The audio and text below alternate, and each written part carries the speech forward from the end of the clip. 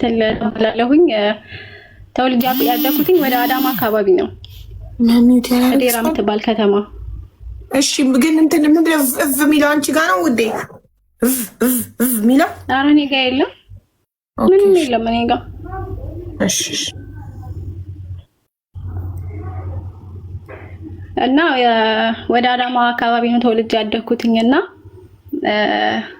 ባለትዳር ነበርኩኝ። አንድ ሴት ልጅ እናት ነኝ እና የትዳር ህይወቴን ማካፈል ስለፈለኩኝ ነው አብዬ። እና ያው ከተውብቃችን ነው የምጀምረው አይደል? አዎ። ባለቤቴ እንትን ነው ታውቂያለሽ፣ ይሄ እስላማዊ የመድረክ ፕሮግራሞችን ምናምን ያቀርባልና መድረክ ላይ ነው ያየሁት። መጀመሪያ የተዋወቅነው እዛ ነው፣ ፕሮግራም ሲያቀርብ ምናምን ማለት ነው። እና የሆነ ታይም ላይ እኛ ከተማ ላይ ከአዳማ ትንሽ ወጣ ትላለች ያለሁበት ከተማና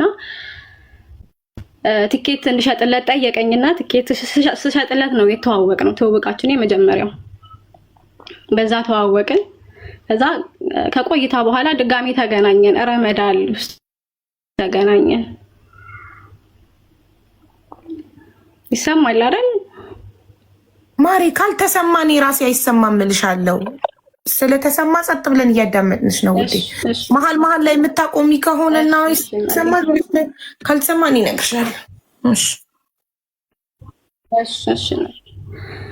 እና ረመዳን ውስጥ ተዋወቅንና ድጋሚ ማለት የተገናኘ ነው ረመዳን ውስጥ ነው። ከዛ በኋላ ረመዳን ውስጥ እኛ ጋር ፕሮግራም ሊያቀርብ እንደሚፈልግ ነገረኝና እኛ ሀገር ማለት ነው ከአዳማ ወጣ የምትል ከተማ ናት። ከዛ ማቅረብ የምችልበትን ሁኔታ አመቻችልኛለኝ እና በዚህ አጋጣሚ ተገናኘን።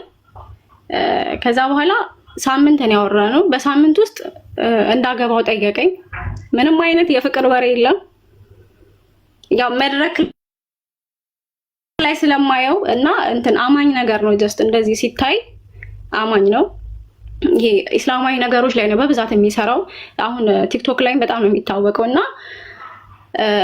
በቃ ምንም አላንገራገርኩም። እሺ አልኩት። እዛው በረመዳን ውስጥ ሽማግሌ ተላከና ረመዳን 20ኛው ቀን ላይ ኒካ አሰርን፣ ተጋባን። ከዛ ረመዳን 20ኛው ቀን ላይ ኒካ አሰርንና ልክ ኢድ ሲወጣ እኔ ወደ ቤቱ ገባሁኝ። በሳምንት ውውቅ ውስጥ ኒካው ታሰረ ምናምን ገባሁኝ ወደ ቤቱ። ያው የችኮላ ሆነና ገባሁኝ። ያው አይምሮዬ ላይ ስዬ የገባሁት ህይወት አለ። ገብቶሻል? አይምሮዬ ላይ ስዬው ስልሽ ይሄ ተንደላቀቀ ህይወት ምናምን አይደለም። ያው የነገረኝ ነገር አለ። በቃ የሆነ ራሴን እንደ ንግስት እንድስላርግቶ በቃ በጣም አይምሮዬ ላይ ደስ የሚል ነገር ነው ያስቀመጠልኝና ያንን አምኜ ነው የገባሁትኝ። ገባው። ስገባ ያለው ነገር ሌላ ነበረ። ስገባ ያለው ነገር ሌላ ነው። በቃ ይሁን በሚል ዝም ብዬ እየኖርኩኝ ድንገት ያው ልጅ ተፈጠረና ስነግረው ደስተኛ አልነበረም። እንዳስወርደው እንግዲህ እንዳልኩሽ በጣም አማኝ ነው። አዳማ ሙሉ የአዳማ ህዝብ ያውቀዋል። በቃ ኡስታዝ ተብሎ እስከሚጠራ በዚህ ደረጃ ያለ ሰው ነው እንደውም። እና ቲክቶክ ላይ በጣም ብዙ ሲያውቋል ምናምን። እና አልጠብቅም ከሱ ታውቂያለሽ፣ አስወርጂ የሚባል ነገር አይደለም ስለ እምነት የሚያውቅ አሁን ላይ ተራ ዱርዬ እንኳን አስወርጂ የሚል አይነት የለም። ከዛ በጣም ደነገጥኩኝ። አስወርጂ የሚባል ደረጃ ሲደርስ በጣም ደነገጥኩኝ እና ያው ወጣሁኝ። እናቴ ጋር ነው ሄድኩት። እናቴ ጋር ሄድኩኝ። ለእናቴ አማከርኳት። ነው አለች መውረድ የለበትም ተባለ። መጀመሪያ ምክንያቱም ጠየቁት። ነገራችን ላይ ለስለብኝ ካወኩና ስኳር እያለብሽ አትወልጅም አለኝ። ከጤናሽ ጋር አይሄድም አትወልጅ። ኒካ አስራችሁ በኋላ ላይ የተፈጠረ ልጅ ለምንድን ነው ይውረድ የሚለው? አልፈልግም አለኝ። እንዴ ቤተሰቤን አባቱ አጎቱ መጥቶ ነው ኒካ ያሰረልኝ እኮ። ታዲያ በኋላ አጎቱ መጥቶ ያሐላል ቤተሰቤን ጠይቀው መስራት ጉድ ነው። ያሐላል ልጁ ነው። ከዛ እኮ ልነግርሽ ነው። አሁን ታሪኩን እየጨረስኩልሽ ሲሄድ ነው የሚገባሽ ይሄ ነገር። ኦኬ ኖ አልፈልግም አለኝ። እኔ ልጅ ምክንያቴ ስለሚያምሽ አይሆንም፣ አሁን ያለሽበት የጤና ሁኔታ ጥሩ አይደለም ሲለኝ እኔ ልጄንም በሽታዬን የሚሰጠኝ አላህ ነው፣ እሱ እንደሚያደርገኝ ያደርገኛል፣ አላስወርድም አልኩት። በዚህ ጸብ ተነሳ እና እናቴ ጋር ገባው። ከዛ እናቴ ጋር ገባሁኝ። ሙሉ የእርግዝናዬን አያውቁም፣ አይደውልልኝም፣ ምን አይለኝም፣ በቃ ምንም ነገር የለም። ከዛ ተወለደ፣ ልጄን ወለድኩኝ። በዚህ ሰዓት ምንም የለም፣ አይደውልም፣ አይጠይቀኝም። እንደውም እኔ ነኝ የምለምነው ናና ልጅ ቢያንስ እቺ ልጅ በሐላል የተወለደች ልጅ ናት። ቤተሰብ ጎረቤት ይጠይቀኛል የት ነው ያለው አባቷ እያሉኝ ነው። ቢያንስ ለልጄ ክብር ስትል ና አልኩትኝ። ምንም ነገር ከሌለህ እንኳን እኔ ሰዎች ያመጡልኝ ልብስ አለ ልላክልህና አንተን ዲያስፖራ እንዳመጣህ አርግተህ ናና ጠይቀኝ ብዬ ሁሉ አልቅሼ ለመንኩትና ምንም እኔ ፍላጎቱን አላውቅም። ምንም አይጠይቀኝም፣ አይደውልም። ከዛ በኋላ ነገራቶች ከወለድኩኝ በኋላ ምናምን ነገር እንዲፈታኝ ስለፈለኩኝ ወደ ህግ ነው የሄድኩት። ኒካ ለማውረድ በሸሪያ ፍርድ ቤት አቆምኩት ህግ ላይ። ከዛ እሱ አልፈታም አለ፣ አልፈታትም አለ። እሺ ልጅቷን ታምናለህ ወይ ሲባል ቤተሰቦቼ ባሉበት ዳኛው ባለበት የኔ አይደለችም አለኝ። እኔ ከሌላ እኔ ስታገባኝ አርግዛ ነበር ብሎ ካደኝ። ወንድሞቼ እናቴ ባለችበት የኔ አይደለችም አለ። ለኔ እኮ በቴክስት ይጽፍልኛል፣ ልጄ እንዴት ናት፣ አበባዬ እንዴት ናት ይለኛል እኮ ለኔ በውስጥ ማለት ነው። እዛ ጋር ግን ሙሉ ቤተሰቤ ባለበት እንግዲህ እጃቸውን ስሙ ነው የወሰደኝ ቤቱና የኔ አይደለችም ብሎ እንትላለ። እዛ በኋላ እሺ አልኩኝ፣ ይሁን አልኩኝና በየወሩ 1,000 ብር እንዲሰጣት ለወተት ተብሎ ማለት ነው። ለበየወሩ 1,000 ብር። ጡት ደግሞ ወተት ደግሞ አልነበረኝምና ወተት ነበር ማጠባትና 1,000 ብር እንዲሰጣት ምናምን ተባለ። እኔ እንደውም ካልተመረመረ አልኩኝ እኔ ትመርመርልኝ። ናኑ ወይ ትነሳ የለችም ብለሽ እንዳታቆሚ እሺ። በዚህ በሰከንድ ላይ ባለው ስልኬ እየሰማሁሽ ነው። እሺ አብዬ መጣው በዚህ እየሰማሁ ነው። እሺ ከዛ እኔ ይመርመርልኝ አልኩ፣ ልጅቷ ትመርመርልኝ። ምክንያቱም ያኔ ፍርድ ቤት ማለት ነው እንዲህ እርቅ ምናምን ሲባል እኔ መታረቁ ችግር የለብኝም፣ ልጄ ግን ትመርመርልኝ። ምክንያቱም ከምንም ነገር በላይ እምነቱ ይበልጣል። ከሱ ጋር አብሮ መኖሩ አይደለም። ልጄን ክዶ የኔ አይደለችም ብሎ ከዛ በኋላ ከሱ ጋር መኖሩ ምንም ነው። እኔ መጀመሪያ ይመንልኝ ምናምን ነበር የኔ ጥያቄ የነበረው። ከዛ በኋላ በዚህ ሁኔታ ውስጥ እያለን ጀስት ልጄን ብቻ የማሳደግ ስለከበደኝ እኔ ወደ ኳታር መጣሁ። አሁን ያለሁት ኳታር ነኝ። ወደ ኳታር መጣሁኝ። እኔ ኳታር በመመጣ ሰዓት ሰላም ነበርኝ። አሁን እንደዋወላለን ምናምን ነገር እንዴት ነው ምናምን እንባባላለን። ከዛ በኋላ ግን መጥቼ እዚህ በሶስተኛው ወር በሶስተኛው በአራተኛው ወር ሌላ ሴት እንዳገባ ሰማሁኝ። ቲክቶክ ላይ ፎቶውን ለቋየው የሰርጉን ፎቶ ምናምን ነገር። ከዛ እኔ እንደውም ቶሎ ብዬ ልጅቷን ላውራት ሁሉ ፈለኩኝ፣ ያገባትን ማለት ነው። ከዛ በኋላ ከቆይታ በኋላ እንደገና እቺ ልጅ መንታ አርግዛለት ድጋሚ እንደፈታት ሰማሁ። ከሷ ጋርም ተለያይቷል። አሁን ከልጅቷ ጋር እናወራለን። ከዚች ልጅ ጋር እንደተለያዩ ጭራሽ ልጆቹን እንደማይጠይቃት እንደምንም ነገር እንደማያግዛት እሷም አሁን ከሱ ጋር ተለያይታ ቤተሰብ ጋር ነው ያለችው። የሷ ቤተሰብ ጋር ነው ያለችው። የሷን ብለን እያለን ደግሞ ድጋሚ አሁን አራተኛ ሴት እያናገረችን ነው ያለችው። እኔ አሁን ትላንትና ራሱ ቴክስት አድርጋልኝ እያወራሁ ነበረ። እንደዚህ አሁን የ4 ወር እርጉዝ ነኝ፣ አግብቶኝ ነበረ፣ አሁን ተፋተናል አለችኝ። አሁን እኔ ከኔ በኋላ 2 ሴቶችን 2 ሴቶችን በኒካ አግብቶ አስወልዷል። አንዷ እርጉዝ ናት የ4 ወር። ከ3ቱም ጋር እያወራን ያለው ነው። የመጀመሪያ ልጅም አለችው። አሁን አራተኛ ሴት ላይ ነው ያለው። አራታችንንም አግብቶ አራታችንንም ፈቶናል። አሁን ከኔ በላይ የምታሳዝነው በተለይ መንታ የወለደችው ናት። መንታ ሴት ልጆች ወልዶ እስከዛሬ ምን ትሁን የትሂድ ምን ትብላ የሚያውቀው ታሪክ የለም። 4 እስካሁን አግብቷል። 4 ሚስት 4 ላይ ደርሷል። ከአራታችን በኋላ ራሱ ኒካ ሊያስር ሌላ ሴት እያወራ እንደሆነ ሰማን። ናኑ አራተኛ ላይ ደርሷል። ኢንተርኔቱ ስልኬት ሽንት ቤት ይዤው ገብቼ ኢንተርኔቱ ተቋርጦ አምልጦኛል። የቱ ጋር እንዳመለጠኝ ልንገርሽ። እንትን እሺ የኔ ልጅ አይደለችም ብሎ ካደ። አንቺን ማዋረድ የኔ ልጅ አይደለችም ማለት ፍርድ ቤት ላይ የኔ ልጅ አይደለችም ማለት። እሺ ዲኤንኤ ይመርመራልሽም አንቺ ዳኛው ዲኤንኤ ይመርመርልኝ አላልሽም? የኔ አይደለም እኔ አልኩኝ። እሱ ብር ከሌለው እኔ ከየትም እኔ ለምኝም ቢሆን አልኩትኝ። እንደውም ፍርድ ቤት ባንዴ አናፋታም ተባለ። ባንዴ ስለማናፋታችሁ በሽምግልና ይታይ ሲባል እኔ በሽምግልናም ታየ ታረቅንም አልታረቅንም ትልቁ ነገር እምነት ነው። መጀመሪያ ይመንልኝ እንጂ እኔ ችግር የለም ለልጄ ስለኖራለሁ አብሬው ግን ልጄን ይመንልኛል። ከዛ በኋላ ጠየኩት። ምክንያቱም አንድ ቤት ስንኖር ብዙ ነገር እናውቃለን። ኢቭን ፔሪየድ መች እንደሚመጣ ያውቃል። ሁሉን ነገር ስለሚያውቅ ያረገዝኩበትንም እንትን ያውቃል። ወዲያው አብራችሁ መኖር እንደጀመራችሁ ወዲያው አብራችሁ መኖር እንደጀመራችሁ ተፈጠረው። አይ በኋላ ወዲያው ነው። አዎ ወዲያው ነው ያረገዝኩት አብዬ። እኮ ታዲያ እንዴት ላይ አብራችሁ መኖር እንደጀመራችሁ በስንት ወር ስንት ወር አንድ ቤት መኖር ጀምራችሁ ስንት ወር ፔሪድ አየሽ? በነገራችን ላይ 4 ወር እንኳን አልተቀመጥ 3 ወር ከምናምን የተቀመጥነው ወዲያውኑ እርግዝና የተፈጠረው። ስለዚህ 3 ወር ፔሪድ አይተሽ 4ኛው ወር ላይ እርግዝና ተፈጠረ አብራችሁ መኖር በጀመራችሁ። አላየሁም። እሱ ቤት ኒካ ካሰርን በኋላ አንዴ መጣብኝ። ኒካ ካሰርን በኋላ አንዴ መጣ። ከዛ በኋላ አላየሁም ፔሪድ የተባለ። ያካልኛ በመጀመሪያው ወር አንዴ ነው ከሱ ጋር አንድ ቤት ስትኖሪ አንዴ ነው ፔሪድ ያየው። በዛ ሁለተኛው ፔሪድ ላይ እርግዝና ተፈጠረ። እሱ ያቅ ነበር አንዴ ፔሪድ ማየትሽን ያቅ ነበር። አብራችሁ መኖር ጀምራችሁ አንድ ጊዜ ፔሪድ ላይ መሆንሽን ነግረሽ ነበር? አዎ ያውቃል። ኦኬ ያውቃል። እሺ ዞሮ ምን እንዳለኝ ማለት ነው። እዚህ ጋር ፍርድ ቤት ላይ ደርሰናል። ወደኋላ እንዳትመለሽ። ፍርድ ቤት ነን አሁን። እሺ ፍርድ ቤት እንደዛ አለ። የኔ አይደለችም ብሎ ካደ። ከዛ ዳኛው እንደውም በጣም ተቆጣው። ልጅቷ እኮ አንተን ነው የምትመስለው፣ እንዴት እችን የመሰለች ልጅ ትክዳለህ ብሎ አለው። ከወጣም በኋላ ሽማግሌ ምናምን በሽማግሌ ይታይ ሲባል አይ እኔ ከሽማግሌውን በፊት እኔ ብሩን ከየት ማምጥቼ ዲኤንኤ አስመረምራለሁ ብዬ ሰለው ጠየቅኩት። እንደውም እንዴት እንደዚህ ትላለህ ምናምን ስለው እኔ አንቺን መበቀል መስሎኝ ነው እንጂ ልጅቷ የኔ እንደሆነች አውቃለሁ አለኝ።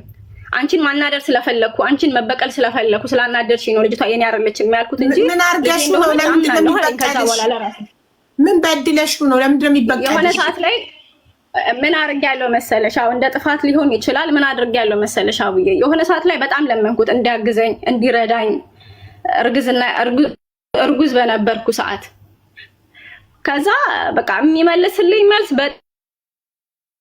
እንደዚህ ማላወራ በጣም ብዙ ነገር ነው የሚለኝና እኔ ምን አደረኩኝ? ይሄንን ያደረገኝን ነገር እንዳለ ሙሉ ለሚያውቁት ጓደኞቹ አወራው። እንዴት ይሄ ሚስጥሬን ታወሪያለሽ ነው እሱ። አሁን በጣም እንደበደልኩት አድርጎ ያሰበው ይሄንን ነው። እንደበቀል ያሰበው ይሄንን ነው።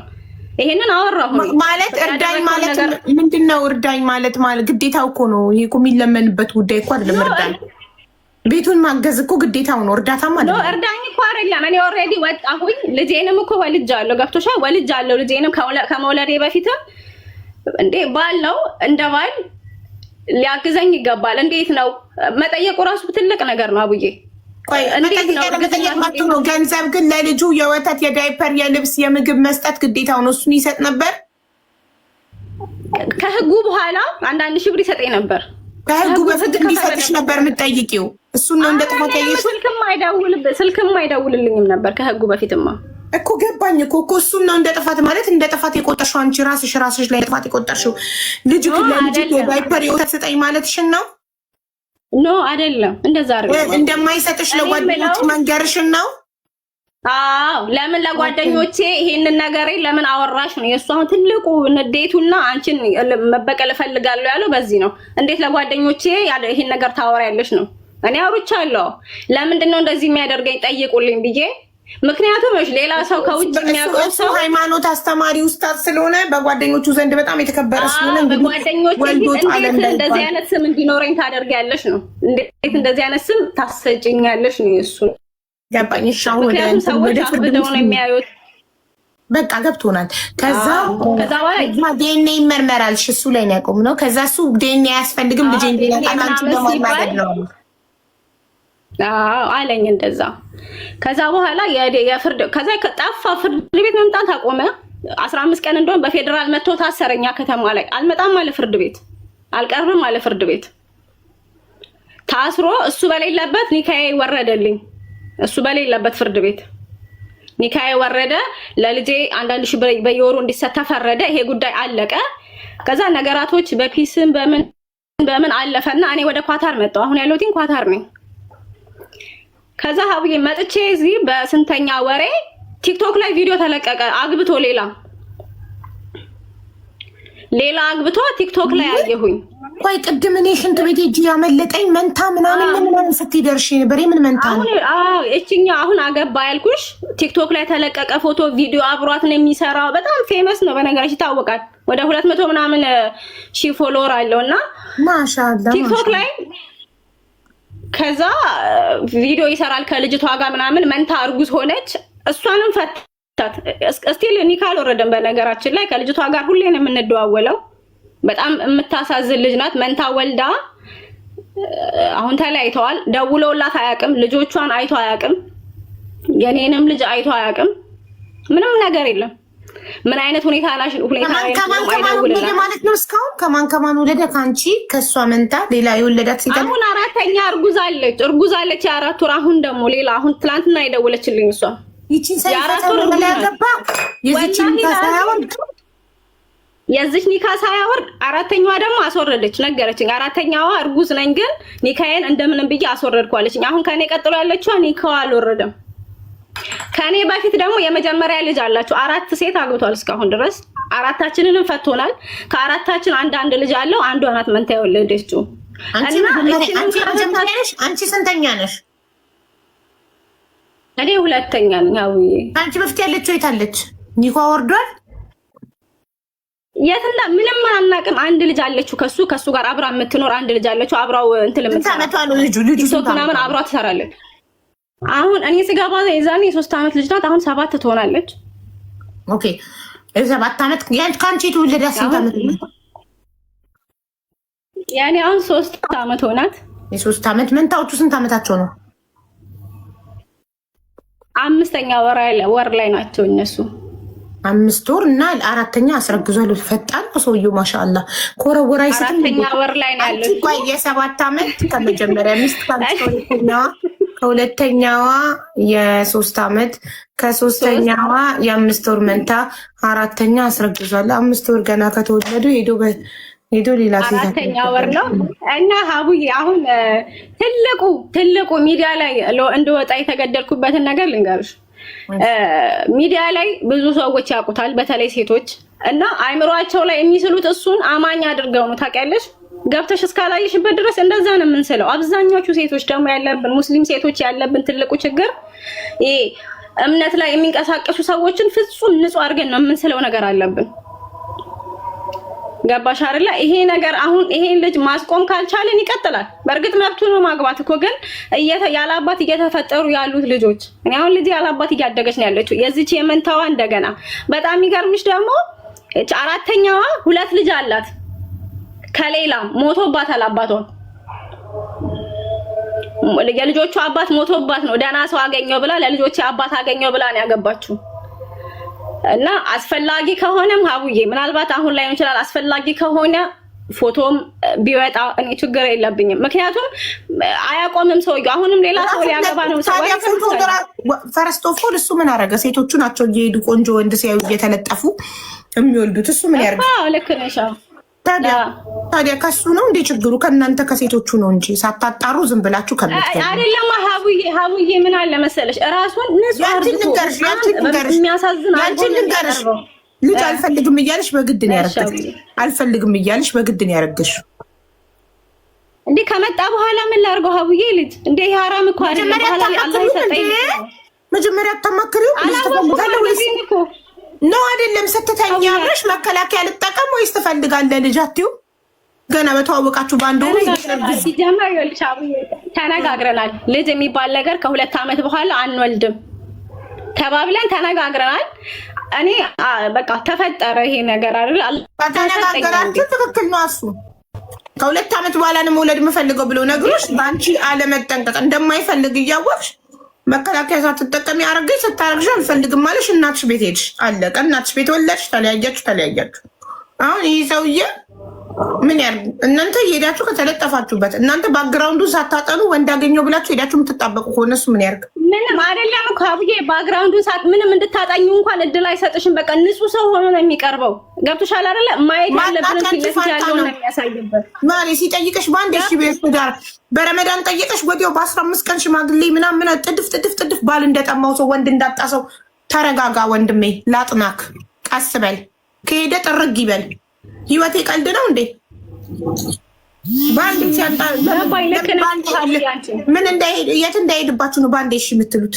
ሳትጠናኑ በ15 ቀን ሽማግሌ ልኮ ስትጋቡ ምንነቱን ማንነቱን ባክግራውንዱ ምኑን ሳታጠኑ ዝም ብሎ ውስጥ እንደዛ አይመስልሽም? ሀቡዬ ምላሱ ልነግርሽ አልችልም። በቃ ምንም ይሁን ሁሉን ታምኝ ነው የሚያደርግሽ። ይሄ የእናንተ ጅምነት ሲናገር ቀላል እኮ ነው እንደዚህ ሀቡዬ። እንግዲህ እሺ አሁንም ሳታጠኝ ሌላ ኡስታዝ ይመጣልሻል። ከሱም ደግሞ ትወልጃለሽ። እኔ አልገባም። እኔ እኮ ትልቅ ትምህርት ሆነኝ። እኔ እኮ አሁን እኔ ስለተማርኩበት ነው። ገብቶሻል አይደል? ቸኩዬ በመግባቴ የከፈልኩት ዋጋ አለ። ያን ሂሳብ ያንን ዋጋ ሌሎች ሴቶች እንዳይከፍሉት ነው። ይሄ ሰውዬ 4ኛ ሚስት ላይ ደርሷል። እርግጠኛ ነኝ ይቀጥላል። ማቆሚያ የለውም። ገብቶሻል አይደል? አሁን ላይ እኛ ስለሰራነው ስህተት ሳይሆን ድንገር እንደዚህ አይነት ጅል ሴቶች ዝም ብለው የሚፈለፍሉ እስካሉ ድረስ እንዳያቆም 10 ያድረሳቸው። ጀግና እንሸልመዋለን። ለምን እኛ ማንቃት የምንፈልገው ሴቶቹን ነው። እንደዚህ አይነት ጅል ሴቶች ወንድ ሲያገኙ ዘለው ባንዴ እንደነሽጋር የኔ እንትን አሁን ሀቡዬ ሴቶቹን ማንቃት ነው። በቃ እኛ ስህተት ሰራን። እኔ ስህተት ሰርቻለሁ፣ አምኛለሁ። ገብቶሻል አይደለ? የሰራሁትን ስህተት ማሬ ትክክል ጎበዝ እኮ ነሽ አንቺ። የሰራሽውን ስህተት እህቶችሽ እንዳይደግሙት ለማስተማር መምጣቶች ጀግና ነሽ፣ ጠንካራ ነሽ፣ ጎበዝ። ልንገርሽ አንድ ነገር ማንም ይፈርድብኛል ምናምን ብለሽ ሳታስቢ ሚዲያ ላይ መተሽ እህቶችሽ አንቺ የሰራሽውን ስህተት ቸኩለው እንዳይሰሩት መናገርሽ በጣም ጎበዝ ነሽ። እኛ በ2026 ወንዶች ላይ መፍረድ አቁመን ሴቶችን ማንቃት ብቻ ነው ስራችን። ሴቷ ትንቃ፣ ካለበለዛ እራሷ ናት ከልጅ ጋር ተዘፍዝፋ ቤት የምትውለው። እራሷ ናት ህይወቷ ወደኋላ የሚቀረው። ወንድ ልጅ ማህፀን የለውም። ወንድ ልጅ ማህፀን የለውም። አስረግዞ ላጥ ማለት ይችላል።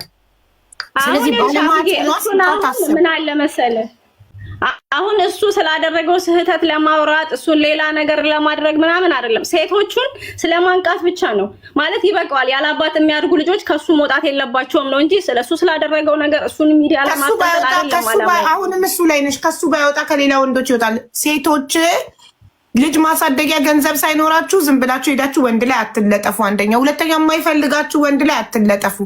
ሶስተኛ ወንዱ መውለድ ሳይፈልግ በግድ አትውለዱ። ይህንን ነው ለሴቶች የምናስተምረው። መከላከያ ተጠቀሙ። እሱ ከ2 ዓመት በፊት ልጅ መውለድ አልፈልግም እያለ አንቺ መከላከያ መጠቀም እየቻልሽ እኔ ያልኩት እኮ ሀቡዬ እሱ አይደለም እኮ መከላከያ አልተጠቀምሽም። እኔ ነኝ ከ2 ዓመት በፊት እሺ ለመከላከያ አልተጠቀምሽም። አላውቅም። እሱ ማለት ወስጃለሁ እኮ ይሄ ምድረኝ ኪኒኒ ወስጃለሁ፣ ግን አላውቅም እንዴት ነው እንደተፈጠረ አላውቅም። ሀብዬ የምር መጣ፣ ምንም ላደርገው አልችልም። አላህ ሰጠኝ አይደለም መጣ እንትን አይደለም ማለት ይሄ በሐራም የሆነ ነገር አይደለም። ከመጣው ከይምጣ ብዬ ተቀበልኩትኝ። እሱ እንዳለው ከሱ ጋር ተስማምቼ ማስወረድ አልፈለኩኝም። እኔ ገብቶሻል አይደል? ሰጠኝ። እንኳንም ዛሬ ላይ ሰጥቶኝ ነገ በፈለኩበት ሰዓት አጥቼ መጸጸት አልፈልግም። አይ ማስወረድማ ሐራም ነው እኮ የሰው ነፍስ ማጥፋት እኮ ነው። ይሄ ተፈጥሮ ሰጠኛ እንዴ ገብቶሻል አይደል? ሰጠኛ እንዴ ምንም ላደርግ አልችልም። ወለድኳት፣ በጣም ቆንጆዬ ሴት ልጅ ወለድኩኝ። ሳይሆን መጠንቀቅ ነው እንጂ ከሆነ በኋላማ ማስወረድ ሐራም ነው፣ ነፍስ ማጥፋት ነው እኮ አልኩሽ እኮ። አሁን እኔ ስህተት ሰራሁ አይደለ? ቶሎ በመውለዴ ቶሎ ቸኩዬ በማግባቴ ስህተት ሰራሁኝ፣ ዋጋ ከፈልኩኝ አይደል? ይሄን ዋጋ ሌሎች ሴቶች እንዳይከፍሉ በሚል ነው። ገብቶሻል አይደለ? አሁን አንዳንዴ ቪዲዮ ሲፖስት አያለው ልጁን ነው ልጁን መጠቀሚያ ናት። አሁን ከልጅቷ ጋር ነው ቪዲዮ የሚሰራ ምናምን እና ኮመንት ላይ ሴቶች ምን ይሉታል? እኔም እኮ ልጆች አሉኝ ለምን ተጋብተን አብረን አናሳድግ ምናምን። ለምን አይምሯቸው ላይ የሚስሉት በጣም የሚያሳዝን ምስኪን ወንድ፣ በጣም አማኝ የሆነ ሰው እንደዛ ነው የሚስሉት አይምሯቸው ላይ ልጁን ማለት ነው። እና አሁንም አይቀጥልም ይሄ ሰውዬ የምር ሀቡዬ አይቀጥልም። አሁንም ያገባል፣ 4 ጨረሰ ኦልሬዲ፣ ይቀጥላል ይሄ ነገር። እና እዚህ ጋር የሚያዩ በተለይ ሙስሊሞች ናቸው በዛት እያወሩት ያሉት ያወሩታል። አሁንም 2-3 ሴቶች አሉ ይነግሩናል፣ ደግሞ ስለሚያውቁን እሱን አግብተን እንደነበረ ደግሞ ደስ የሚልሽ ነገር ሲያገባ ይፖስታል ከነ ፎቶአችን። አይፈራም። ለምን ይፈራል? ምናምን ብሎ ይፖስታል። እና ሁሉም ያውቁናል፣ ያናግሩናል። አገኘ ታዲያ ለምን ይፈራል? ምን አስፈራው? እየሄዱ የሚለጠፉበት ሴቶቹ ክብረ ቢሶቹ ሴቶቹ እሱ ምን አስፈራው? ማሬ እንዴ ነው አይደለም ማለት ሆነ እኮ አሁን እኮ እየሄዱ መለጠፍ ሳይሆን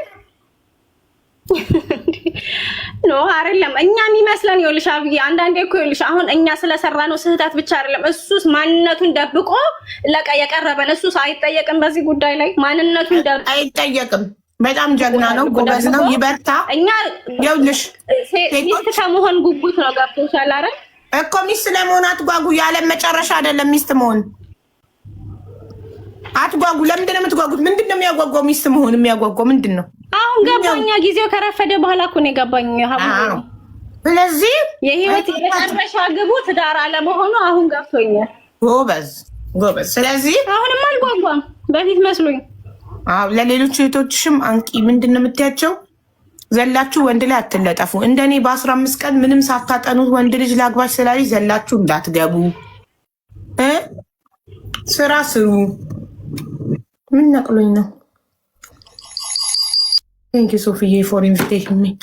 እና መጀመሪያ ሴት ልጅ ትማር፣ ትስራ፣ ገንዘብ ትያዝ፣ በራሷ ትተማመን። ነገ ወንድ ልጅ ጥሏት ሲሄድ እንዳታለቅስ ማለት ነው። እና የህይወት ስኬት መጨረሻው ባለትዳር መሆን አይደለም። የህይወት ስኬት መጨረሻው የምትፈልጉትን ህይወት መኖር ነው። ደስተኛ ሆኖ መኖር ነው። በተረፈ አትከታተዩ። ከፈለገ 10 ሚስት ያግባ። ምን አገባሽ? ከህይወትሽ ወጥቷል። አንቺ ሸቂ ገንዘብ ያዥ ሀብታሙ፣ ሸቂ ገንዘብ ያዥ ሀብታሙ፣ ነገ ትልቅ ህይወት እንድትኖር ይሽማ። ልጅሽን ጥሩ ትምህርት እንድታስተምሪያት፣ ጠንካራ ሴት እንድታረጊያት ስሪ። ትኩረትሽን ህይወትሽ ላይ እሱ ገደል ይግባ፣ የራሱ ጉዳይ። አንዴ አትከታተዩ። ገንዘብ ያዥ። ልጅሽን አሁን 3 ዓመት ሆኗ፣ 4 ዓመት ሲሆነ ጥሩ ኬጂ 1 ጥሩ ትምህርት ቤት አስገቢያት። ልጅሽን ተከታታያት። በቃ ፎከስ ኦን ዩር ሰልፍ ኤንድ ኦን ዩር ዶተር። በቃ ልጅሽ ላይ እና ራስሽ ላይ ህይወትሽ ላይ ትኩረት አድርጊ። እሱን እርሹ ከነመፈጠሩ። እሽማ እናመሰግናለን ታሪክሽን ስላካፈልሽን። እናመሰግናለን። ተማራችሁ ሴቶች፣ ባል ብርቃችሁ የሆነ ሴቶች፣ የመጨረሻ ህልማችሁ ሚስት መሆን፣ የመጨረሻ ታርጌታችሁ በህይወታችሁ ሚስት መሆን የሆነ ሴቶች ተማራችሁ። ለህይወቷ ኡስታዝ ነው ብላ በ15 ቀን ላግባሽ ሲላት በአንድ ያግብታ ያው የሆነችውን አያቸዋ። አላማችሁ የምትኖሩት ለማግባት ብቻ አይሆን፣ የምትኖሩት ለመማር፣ ለመስራት፣ ህይወታችሁን ለመቀየር፣ የምታልሙትን ህይወት ለመኖር ይሁን።